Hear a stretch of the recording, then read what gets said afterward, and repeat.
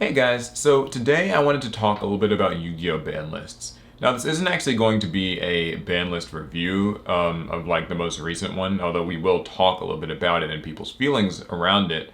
But it's more a conversation around the idea of small ban lists versus large ban lists, sort of where I stand on them and like what the benefits or detriments of each is. So recently we got a new ban list, and it's what I think most people would call a small ban list. Many people kind of felt underwhelmed. It hit some of the top decks to some degree, not a whole lot, and not a lot of cards really like came off the list. Not a lot even necessarily went on the list. It was just a ban list that didn't feel like it changed enough for many people, and I think that it to me sort of highlighted this idea that like Konami is maybe more content making small ban lists. It's something that they've done a fair bit in the last several lists, at least certainly the last year and a half. I think there's multiple reasons for it. We're gonna get into all of it today, so strap in. Um, so small ban list this time. We also got a pretty small ban list in July. And I think that the reason Konami's been going with these really small, minute ban lists recently is just because like real events aren't back yet, so maybe they don't want to move too many cards around and like drastically shift, the nature of the game too much when players still haven't technically been able to physically get into like regionals and YCS events and get super tangible results. Yeah, locals are open back up. Yeah, there's stuff like pro play games events and stuff and like online tournaments, but none of it really replicates that huge sort of sense of like just grandeur and just the organic nature of a official regional, official YCS. And so if you hit a lot of cards, then players maybe feel like it's not worth investing in stuff because the cards that you just bought will just get hit, or the deck that you just made will just kind of get wiped off the face of the earth before you even got an actual tournament to play it in.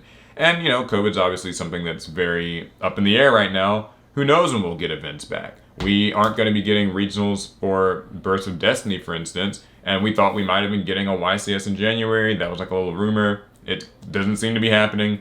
So there's no telling when we'll get events back. Maybe that's one reason Konami's done this. I think, that maybe Konami is just trying to take this approach to ban lists in general. Like small slap on the wrist hits and minor little changes that don't affect much and just slightly shift the power of the metagame, and then maybe you let the players kind of just figure the rest out for themselves, let the new packs release, and maybe they'll change the, what way the wind is blowing. Maybe players will adapt and the meta will just sort of figure itself out. But we have seen Konami do pretty big slash and burn ban lists.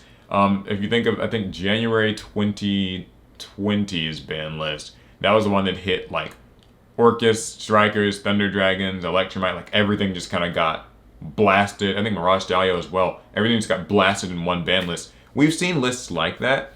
So, there's a balance for sure. So where do I stand on all of it?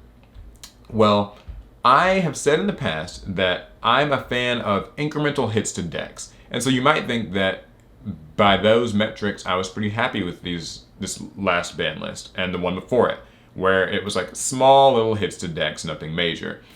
But I'm not. What I really like is I like small power hits to decks, like maybe moving cards semi-limited. I'm a pretty big fan of the semi-limited list, and like limiting and semi-limiting cards instead of just like outright banning stuff. I like seeing small hits to consistency and how that can help. But more than anything, I like for a ban list to have a lot of changes. So a lot of those small changes feel more fun and exciting than like when it's like two changes and nothing comes back and nothing else moves. It's almost like I think what Yu-Gi-Oh players, the ban list has changed a bit in terms of how it's perceived by players, like in recent years. It used to be like the ban list was a strictly kind of a balancing mechanism. You can argue, of course, that Konami is certainly utilizing it to sell and promote new products. I don't have a problem with them promoting new products with it. That's actually not a big deal to me. But I do think that Yu-Gi-Oh players have now started to see the ban list as almost an event more so than just a list. People look forward to the ban list because it shakes things up.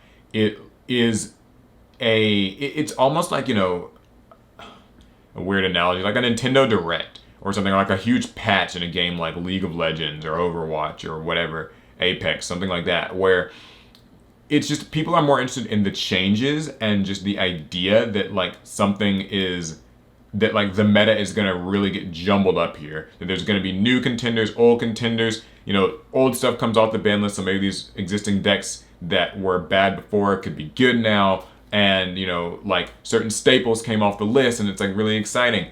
I've made this example before, but I was really excited when Snatch Steal came off the ban list back in, I want to say it was like around 2014, 2015 or something. Snatch Steal came off the ban list. It ended up being pretty powerful, pretty broken, and got banned immediately after again.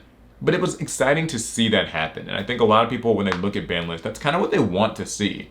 When you hear the ban list conversations these days, it's almost less about, like, it's a given that the top decks are going to get hit eventually. I'm sure that in January, that's when Tri-Brigades and like Drytron and stuff will get more meaningful hits. I don't really have any doubts about that. But what I really see people getting more excited about with ban lists are things like, will Electromite come off, right? Because when that comes off, then Pendulums now suddenly can play again. Will Max C come off, right? Will certain other kind of ban cards that people like Danglong, for instance, like, will those cards come off? You guys remember all of the hoorah around when Elemental Hero Stratos finally came off the ban list.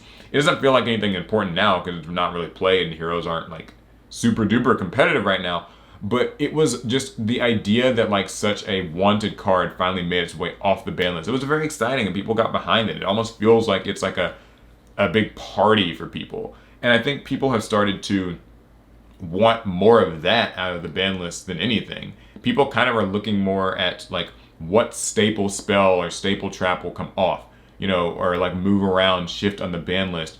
It's more exciting than these routine decks that we know decks come and go.